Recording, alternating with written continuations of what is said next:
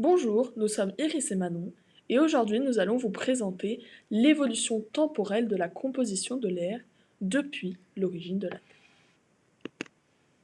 Sommaire. Tout d'abord, nous allons réaliser une petite introduction, puis nous verrons l'évolution temporelle de l'atmosphère.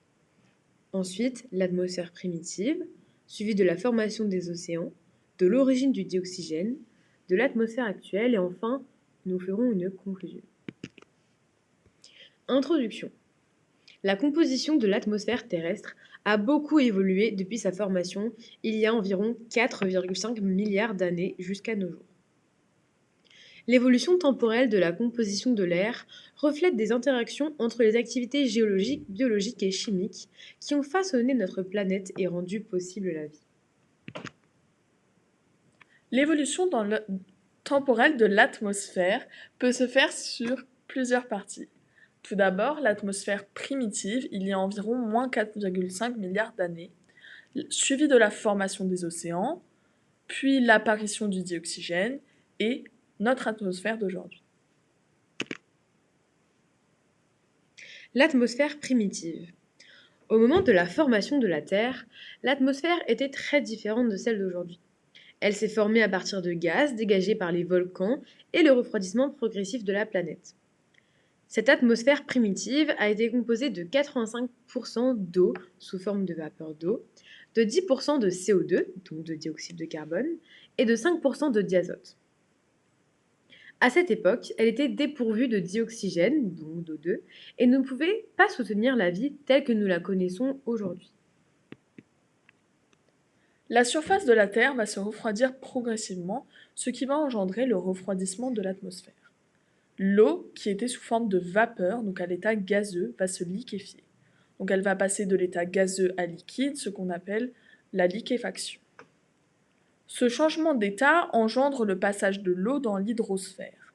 Ainsi, la liquéfaction de la vapeur d'eau va permettre la formation des océans, donc elle va disparaître de la composition de l'atmosphère.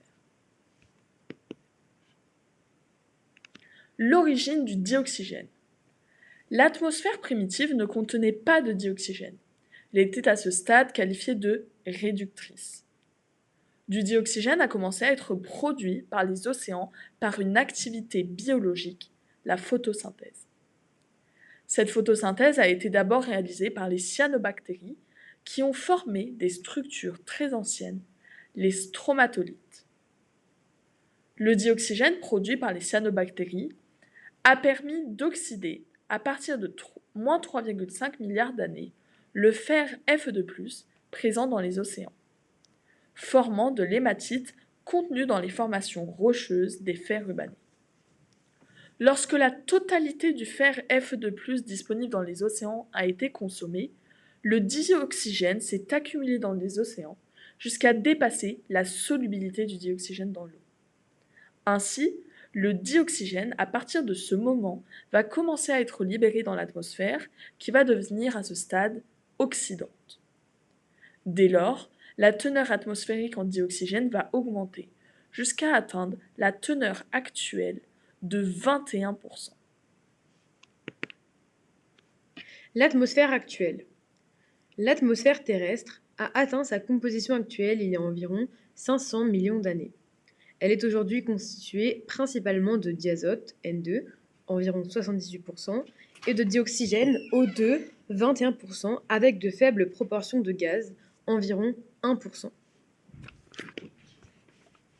Conclusion. Plusieurs facteurs ont influencé la composition de l'air. En effet, des facteurs géologiques tels que le volcanisme, biologiques tels que la photosynthèse, la respiration cellulaire, etc., et les humains, avec la déforestation, l'émission de gaz à effet de serre, continuent de modifier la composition de l'atmosphère. Pour finir, la composition de l'air a évolué. Elle est donc passée de réductrice à oxydante, donc une atmosphère très riche en dioxygène, essentielle à la vie actuelle. Merci de nous avoir écoutés. Notre exposé en est à sa fin.